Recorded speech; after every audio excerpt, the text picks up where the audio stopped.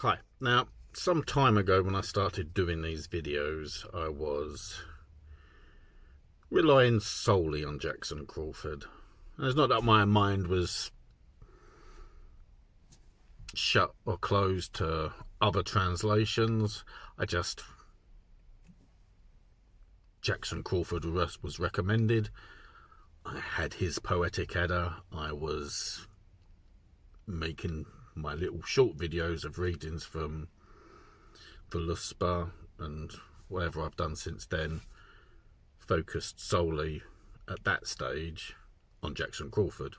And it was while or mid doing this playlist of Völuspá that I got a hold of the Carolyn Lavington translation of the Poetic Edda.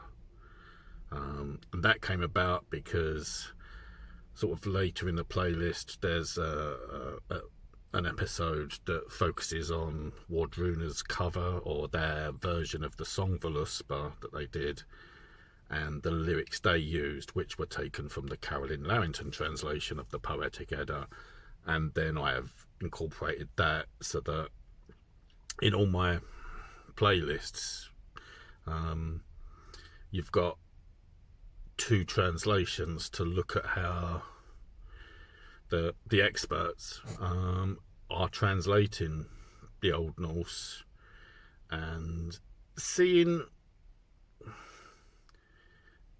the interesting sort of differences that can occur by different experts looking at it and drawing their conclusions from their expertise and experience to make the translation. And obviously the first video in this playlist is acknowledging Jackson Crawford and his work, and as I'm coming back to Völuspá to add in the Carolyn Lavington translation, I think it's only fair that I need to sort of be equally as grateful and acknowledge the translation that Carolyn Lavington has done. Say the differences are the things that I find quite fascinating, and how that then sort of lets you draw conclusions about how the translator is actually operating. And obviously Carolyn Lavington is English, so I maybe because of I don't know, cultural education and that, I relate to her work better, or I'm always more interested to see her translation and measure it against the Jackson Crawford translation, because with the Lavington translation it's not made easy for you to thread it together. I mean, Jackson Crawford has done all the work for you, and I don't want to say diluted because it's not diluted. He's made it more friendly to read. It's almost like he's updated it a little bit, or made it a bit more fluid, so that it's sort of, he's done the thinking for you in some regard. And I don't want to say that in a negative way, because I think it's very good. But I remember a few months ago, after I finished Völuspá, I went on to do Rigsfula, which I think is quite a controversial part of the Poetic Edda, because of the difference I saw between the Lavington translation and the Jackson Crawford translation. And it's just one of those things, in terms of, like with the Saga of Ragnar Lothbrok, which is another playlist series, there's little differences between the Crawford translation and his culture of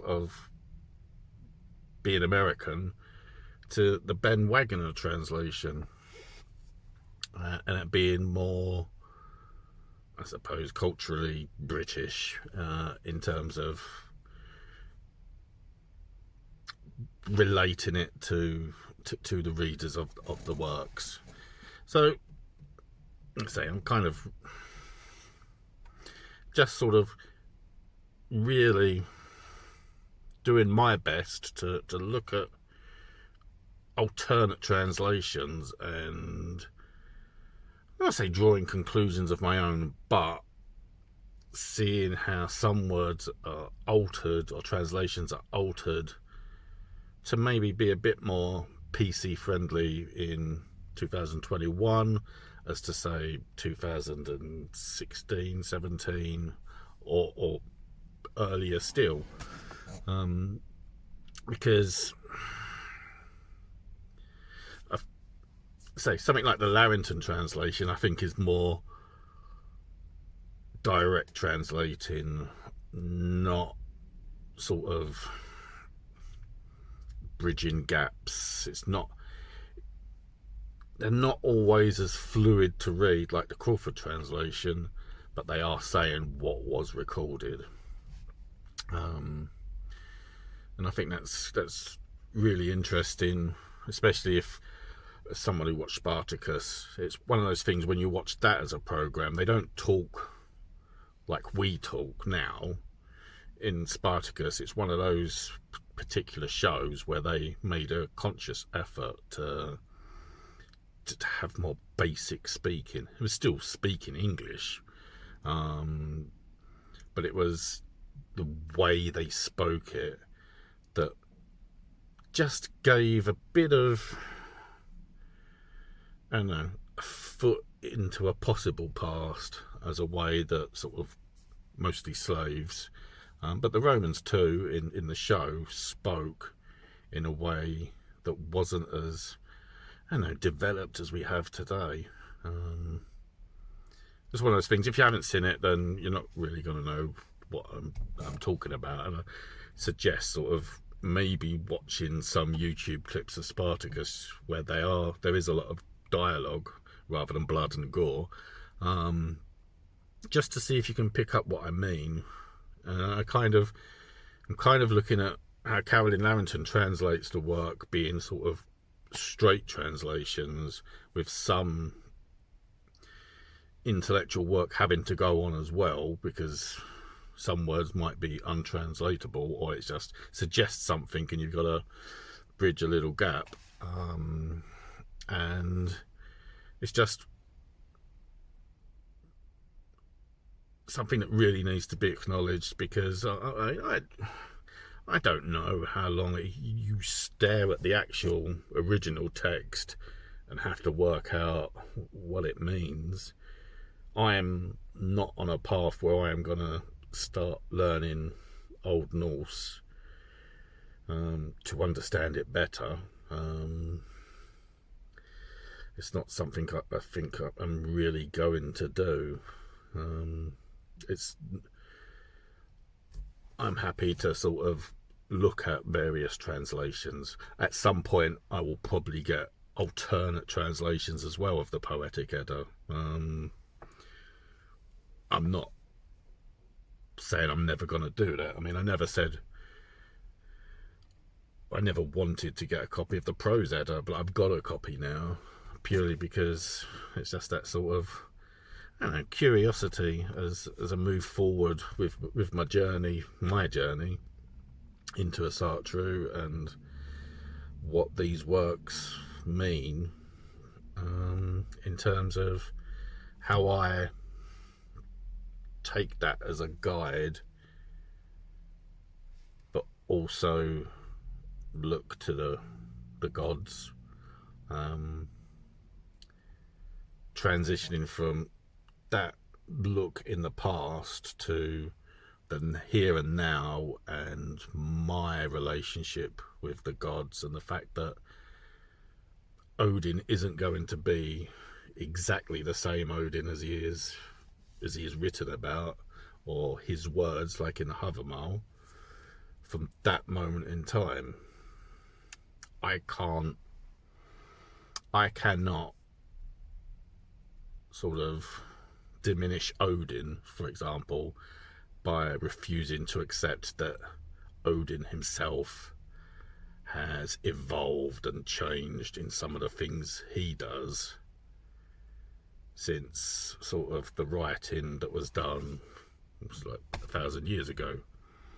That would be arrogant of me to assume that the gods have not evolved in some way, that they are greater than the summary put into those works, and that they've refused to change. I mean, it's not for me to say, but I have to sort of accept, particularly with Odin, that Odin is someone who seeks out knowledge and wisdom, and as the world has evolved, surely Odin has done so also.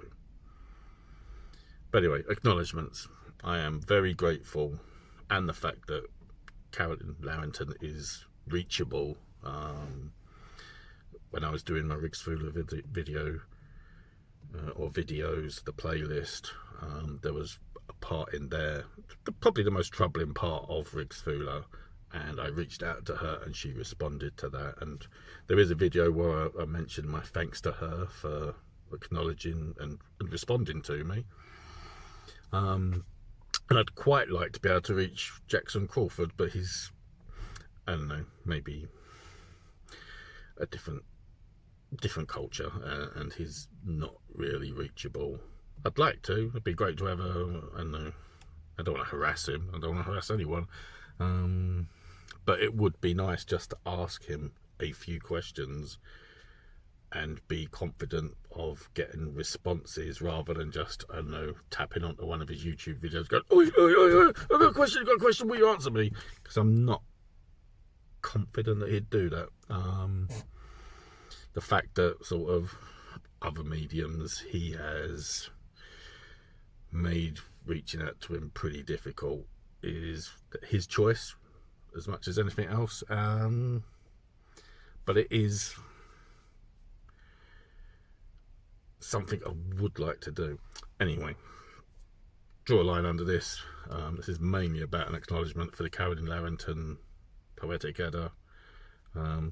Do recommend it. I mean, Odin recommend it, really, by the fact that that's the translation they use for their song Voluspa. And I'll always sort of say, really, to some extent, anyone from Scandinavia, or Scandinavian countries or whatever, that have an area of interest in this subject matter are likely, not I'm going to say definitely, are likely to have better insights than someone like me stuck in Britain, or even someone stuck in America are going to have.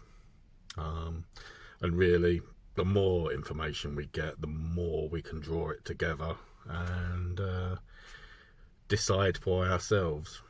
So thank you, Carolyn Lavington, for your translations. I really appreciate it. And like with Jackson Crawford, the prestige, the acknowledgement of your work is very well deserved. Thank you very much. Bye.